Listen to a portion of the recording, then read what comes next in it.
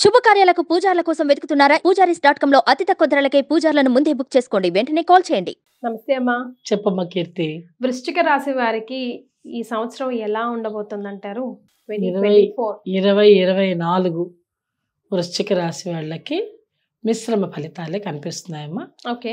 మరి ఏమంత బాగా ఉందని లేదు, అలా అని బాగా లేదు అని లేదు. జాగ్రత్త వహించుకుంటే కొన్ని మంచి ఫలితాలను కూడా చూడొచ్చు. అంటే శుభ ఫలితాలను చూసేటువంటి అవకాశం కూడా ఉంటుంది. ఓకే. వృత్తి, వ్యాపారం, వాణిజ్యం, సొంత వ్యాపారాలు ఈ విషయంలో మాత్రం కొంత జాగ్రత్త వహించాలి. ఎలాంటి జాగ్రత్త అంటారు? ఎలాంటి జాగ్రత్తలు? వృత్తి రంగంలో అనుకోండి, మీరు సొంతంగా చేసేటువంటి వృత్తి అంటే పై అధికారుల వల్ల ఇబ్బంది, జాగ్రత్తగా ఉండాలి. అంటే వృత్తి సొంతంగా చేసిన, మరి నువ్వు చేసిన ప్రోడక్ట్ పై వాళ్ళకి ఇవ్వవా? నువ్వు వెళ్ళి అమ్మాలా? అమ్మడానికి పై వాళ్ళు ఒకళ్ళు ఉంటారుగా. ఎంత నువ్వు సొంత వృత్తి చేసుకున్నా ఆ వృత్తిలోనే జాగ్రత్త వహించాలి. ఒకవేళ నువ్వు చేస్తున్న పనికి నీ కింది వారి సహాయం లేకపోతే నువ్వు చేయలేవు. వాళ్ళకి నువ్వు పైదాని అట్లా అంటే ఇటైనా అటైనా నీకు ఇబ్బంది. అందుకని కాస్త జాగ్రత్తగా ఉండాలి. అలాగే వాణిజ్య రంగం, వర్తక రంగం, ట్రేడింగ్ చేసేటప్పుడు ఎలా పడితే అలాగ ఆలోచన లేకుండా చెయ్యొద్దు.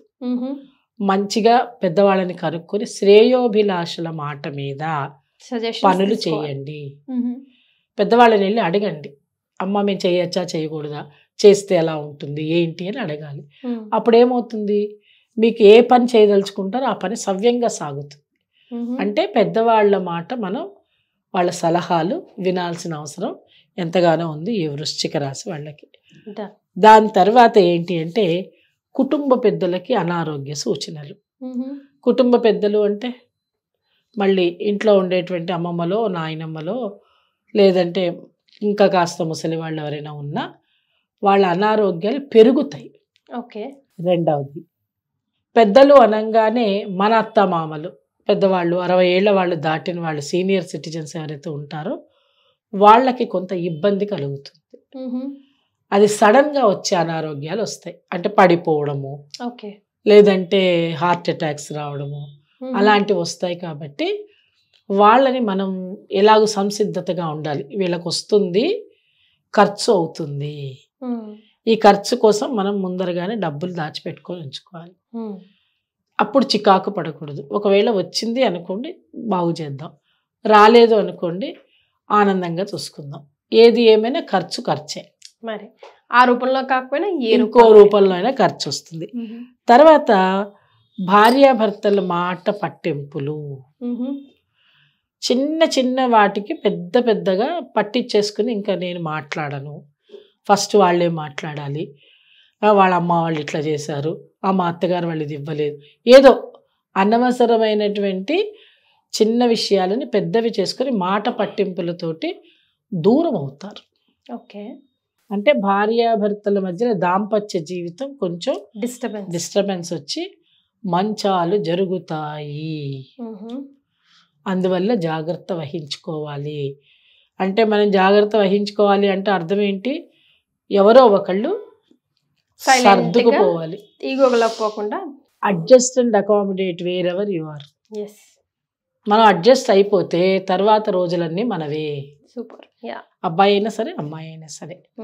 దాని తర్వాత ఏంటంటే స్థిరాస్తులు కొనాలి అనే ఆలోచన వస్తుంది. ఎందుకంటే 3వ ఇంటివాడు 4వ ఇంటివాడు అక్కడే ఉంటాడు కాబట్టి సాటర్న్ స్థిరాస్తిని చూపిస్తూ ఉంటుంది. కాబట్టి కొనుక్కుంటే మంచిది, కొనుక్కునే ప్రయత్నం చేసినా మంచిది. ఓకే. అదొకటి అనుకూలమైనటువంటి విషయం. దాని తర్వాత ఏంటి అని అంటే రాహుకేతువుల విషయంలో జాగ్రత్త. అంటే అర్థం ఏంటి, రాహు ఏం చేస్తాడు, కేతు ఏం చేస్తాడు.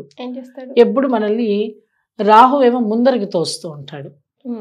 మైహూ నా కుజ్బి నహీ హోతే చెల్లో అని ఎవరైతే అంటుంటారో అలాగే ఈయన ముందుకు తోస్తాడు, ముందు వెనక ఆలోచించకుండా. కేతు అంటాడు ఆలోచించు, నేను చెప్పినట్టు చెయ్యి, తొందరపడకు అంటాడు. వీళ్ళిద్దరి మధ్యలో ఉండేటువంటి విధానంలో మనం ఉన్నాం కాబట్టి చాలా జాగ్రత్త వహించాలి. ఎలా పడితే అలాగా మనం బిహేవ్ చేయడానికి లేదు. దుర్గాదేవి స్మరణ అమితంగా చెయ్యాలి. ఎవరైతే దుర్గని అనునిత్యము తలుస్తారో వాళ్ళు అన్ని కార్యాలలో సఫలీకృతులు అవుతారు. సూపర్. దుర్గాదేవి అనడం మాత్రం ఏంటంటే, ఎందుకే ఇళ్లల్లో పిల్లలకి దేవుళ్ళ పేర్లు పెట్టమంటాం మనం. విడిగా ఇప్పుడు నువ్వు ఉన్న ఉద్యోగం చేసుకుంటున్నావు, నీకేమో ఇంట్లో వంట పని అన్నీ ఉంటాయి, నీకు దేవుడి పూజ చేసుకునే సమయం నీకు దొరకదు, కానీ నీకు చెయ్యాలి పూజ. అప్పుడు ఏంటి, నామస్మరణ చేయాలి. నువ్వు నామస్మరణ అంటే పుస్తకాలు తీసుకొని కూర్చొని చదువుకోలేవు. మీ ఇంట్లో పిల్లలకే దేవుడి పేర్లుంటే వాళ్ళని పిలుస్తూ ఉంటేనే సగం నామం అయిపోతుంది. వాడి పేరు కృష్ణ అనుకోండి, ఒరే కృష్ణ ఇట్రారా, ఒరే చెయ్యకురా కృష్ణ కృష్ణ కృష్ణ. దుర్గాదేవి అనుకోండి, సే దుర్గా ఇట్రావే అని పిలుస్తుంటారు. అందుకని మనం కనుక దేవుళ్ళ పేర్లు పెట్టుకోవడం, వాళ్ళని అమితంగా పిలుస్తూ ఉండడం, మనం విసుక్కున్నా కూడా వాడి పేరుతోటే విసుక్కుంటాం, అక్కడ కూడా నామమే వస్తుంది. కలియుగంలో నామస్మరణకి చాలా పవర్ ఉంటుంది. అందువల్లనే గోవింద నామాలు చెప్పమంటూ ఉంటారు. మీ ఇంట్లో చంటి బిడ్డలు ఉంటే మీరేం చేస్తారు, నిద్రపోయేటప్పుడు నామని చెప్తారు. ఏదో ఒక రక పాఠం పెడతారు, పాట లేకుండా చెయ్యంగా. పాటో పద్యము, ఉయ్యాలోపడమో, లేదంటే వాళ్ళ చిచ్చు కొట్టడమో ఏదో ఒకటి చేస్తాం. మనకి రాలేదు అనుకో, ఈ సెల్ ఫోన్లు పెడుతున్నాం, ఆ పని చెయ్యొద్దు అంటున్నా. టీవీయో ఫోనో పక్కన పెట్టి పడుకోబెట్టకుండా మీరు నామం చేస్తే కనీసం ఆ నామం కౌంట్ వస్తుంది మీకు. గోవింద హరి గోవింద గోకుల నందన గోవింద అని మీరు పని చేసుకుంటూ కూడా పాడచ్చు పిల్లలకి. అంటే గోవింద నామం చేస్తే, గోవిందని చేస్తే ఏమొస్తుంది అంటే కష్టాలు తొలగుతాయి.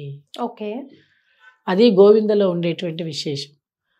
అయితే కలియుగ వెంకటేశ్వర స్వామికి నడిచి కనుక ఎక్కినట్టయితే ఈ రాశి వాళ్ళు, వృశ్చిక రాశి వాళ్ళు, ఈ కష్టాలు కొంచెం ఉపశమిస్తాయి.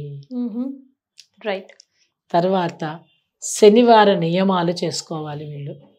శనివారం అంటే జ్యోతిని పెట్టుకోవడం, భగవన్నామం చేసుకోవడం, గోవింద నామం చేసుకోవడం, ఇలాంటివన్నీ చెయ్యాలి.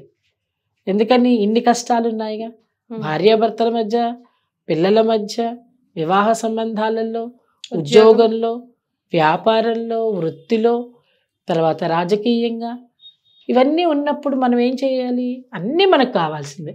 నిద్రలేస్తే కళ్ళు ముక్కు చెవులు నోరు అన్నీ పనిచేయాల్సిందే. చేసేటప్పుడు ఈ పనులు చేసినట్టయితే సవ్యంగా వెళ్తాయి, హాయిగా ప్రశాంతంగా. మన రోజు ఎలా ఉందో మన రొటీన్కి భిన్నంగా పోకుండా రొటీన్లోనే పోవాలి. దానికి మనం కావాల్సిందల్లా యోగా, తర్వాత అవి చదవాలని కూడా అనిపిస్తుంది.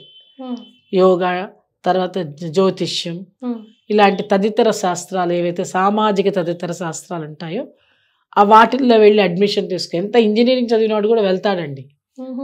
ఆ ఇంక్లినేషన్ అట్లా ఉంటుంది టువర్డ్స్ ఈ సబ్జెక్ట్స్ మీద. కాబట్టి మనం ఆ పనులు చేసినట్టయితే వృశ్చిక రాశి వారికి బాగుంటుంది. Right. So thank you so much అమ్మా.